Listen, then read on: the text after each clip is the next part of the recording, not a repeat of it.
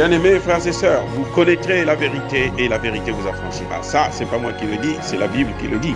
Mais moi, je vous dis mieux. Vous connaîtrez la vérité historique, notamment celle de vos ancêtres kémites, et vous aurez une vision globale de ce que c'est que la vraie souveraineté politique. J'ajoute, vous reviendrez à la spiritualité africaine ancestrale et vous comprendrez les enjeux de l'indépendance économique. Et pour terminer, vous accepterez votre identité culturelle kémite et vous obtiendrez deux choses. La première, c'est la paix. La seconde, c'est le développement, à une condition. L'unité de toute l'Afrique noire, l'unité de tous les Noirs du monde entier. Otep à tous, bienvenue sur la chaîne des panafricanistes par essence, par conviction et par excellence. Celle des citoyens kémites par nécessité et obligation de combat. Nous sommes une chaîne qui n'est guidée que par nos ancêtres et rien que par les ancêtres qui appartiennent à l'égrégore du monde noir. Par conséquent, nous ne croyons en aucun Dieu venu de l'étranger. Toutefois, cette vidéo n'est aucunement destinée à inciter à la haine ou à la violence, car nous menons un combat qui est d'abord et avant tout spirituel, intellectuel et démocratique. Ensuite, il est politique, géopolitique et géostratégique, contre l'impérialisme, le colonialisme, le néocolonialisme et l'endocoloniat, qui sont tous qualifiés de crimes contre l'humanité. Nous menons ce combat sur la base du principe fondamental que nous avons hérité de nos ancêtres kémites, qui est celui de la Mahat, c'est-à-dire solidarité, vérité et justice. Vous êtes donc en droit de connaître la vérité et nous avons l'obligation de vous dire la vérité, rien que la vérité, afin que justice soit rendue au continent africain. Et ça, c'est notre modeste contribution dans cette noble lutte en faveur de la souveraineté, la dignité, la solidarité et l'unité africaine. C'est exactement ça que nous appelons le panafricanisme. Bien-aimés frères et sœurs, c'est dit, c'est proclamé, c'est accepté, c'est conclu. Le président Ramaphosa a dit son dernier mot à propos du sommet des BRICS qui se tiendra le mois prochain en Afrique du Sud. Tous les pays, tous les membres des BRICS sont d'accord que le sommet ne se tiendra pas par vidéoconférence. C'est un sommet où la présence physique de tous les membres est obligatoire. Par conséquent, le président Vladimir Poutine va vers la descente en Afrique du Sud. Tout le tralala qu'ils ont fait avec la Cour pénale internationale pour essayer de dissuader Vladimir Poutine afin qu'il ne puisse pas sortir, pour l'enfermer comme s'il était en prison à ciel ouvert, tout ça là, c'est tombé à l'eau. L'Afrique du Sud, j'avais confiance, je l'avais déjà dit dans une de mes vidéos, que l'Afrique du Sud ne va pas céder. Elle l'avait déjà fait avec le président Bachir du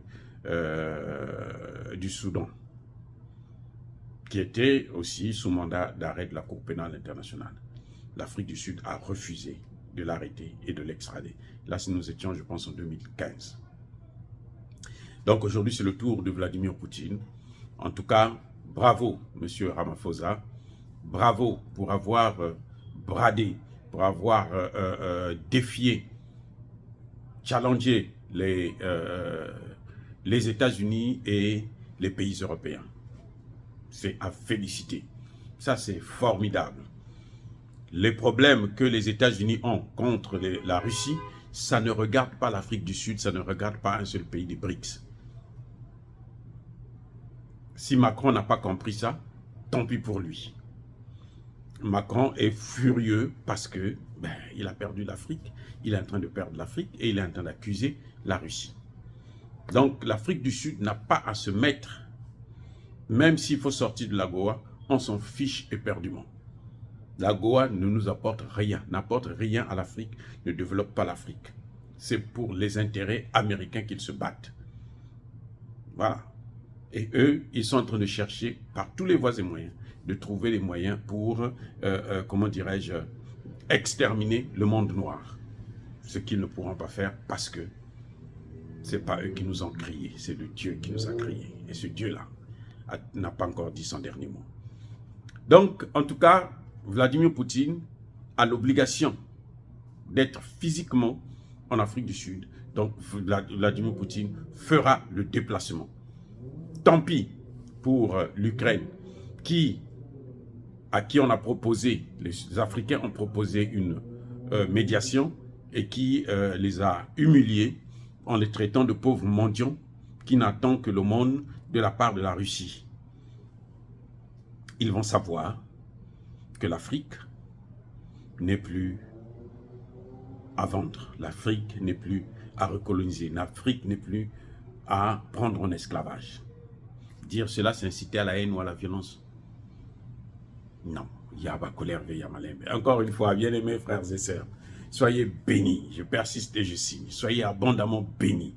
Mais que tous ceux qui persécutent le continent africain le pillent et le déstabilisent, qu'ils soient noirs, blancs, chinois, arabes, indiens, qui qu'ils soient maudits, punis, foudroyés, neutralisés, effacés, écrasés par ce Dieu des Kémites et par nos ancêtres angélisés.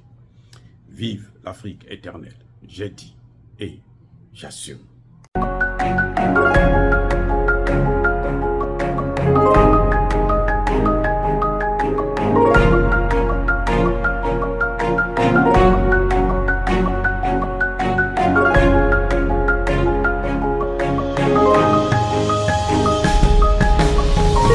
Eux, ils marchent par la foi et non par la vue. Mais moi, je vous conseille vivement de marcher par la connaissance scientifique et historique, notamment celle de nos ancêtres kémites, par les 5 sens et par l'intelligence. Abou Apia.